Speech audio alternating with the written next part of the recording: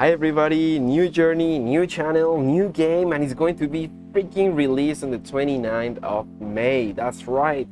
Supercell dropped us a bomb a few days ago saying new game is going global right off the bat. But what the fudge is a Squad Busters?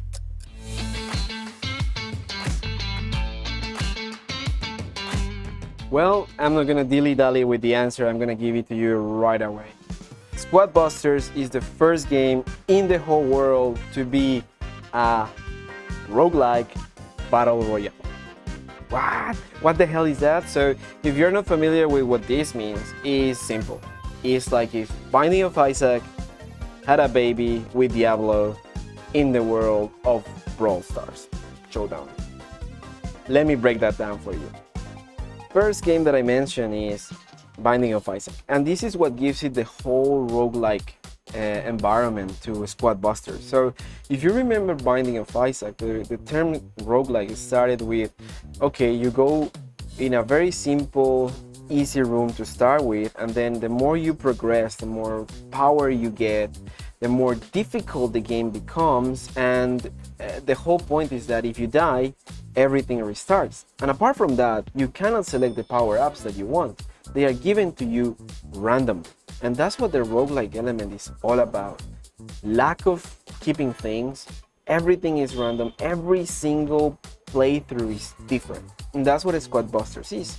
You cannot control any of these things, you just have to embrace them. So that's the first game that I picked. Binding of Isaac gives the roguelike element to Squad Busters. Let's move to number 2. Diablo. Why did I even mention Diablo? Well, the gameplay, the movement is actually very Diablo-esque. So if you remember playing Diablo back in the days, or quite recently Diablo 4, you cannot attack while you move. And that is pretty much Diablo. So if you remember Diablo, you have to move, attack, move, attack.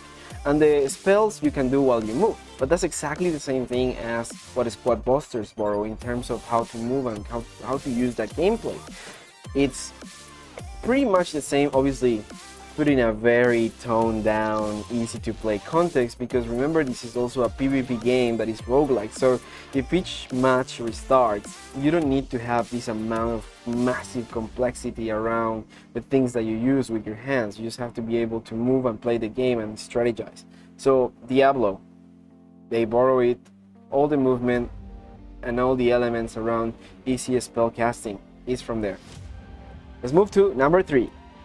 I mentioned Brawl Stars Showdown, and the reason why I mentioned Brawl Stars Showdown is because it's pretty much a map of Brawl Stars Showdown in steroids. So you get the nature of Binding of Isaac, roguelike kind of game. You get the movement of Diablo, and you have this massive map like Brawl Stars Showdown. Very big battle royale map where is free for all, everybody kills each other, and there are these little boxes that you can gather to get power-ups. That's pretty much what the Squad Busters is. The map itself, the whole level design is all around this kind of thing, a place where every single player will battle each other to death or for gems. And there are little boxes and quests and things that you can do before you actually engage into the end game or before it gets complex.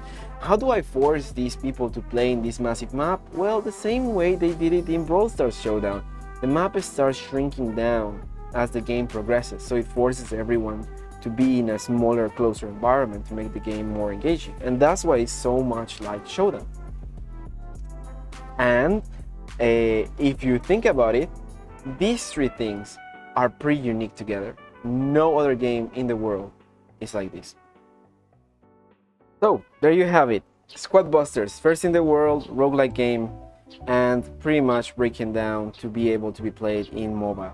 I'm really enjoying this game, and that's what the fudge is, a Squad Busters. So I hope you like this video. Don't forget to click like and subscribe, and see you later. Ciao ciao.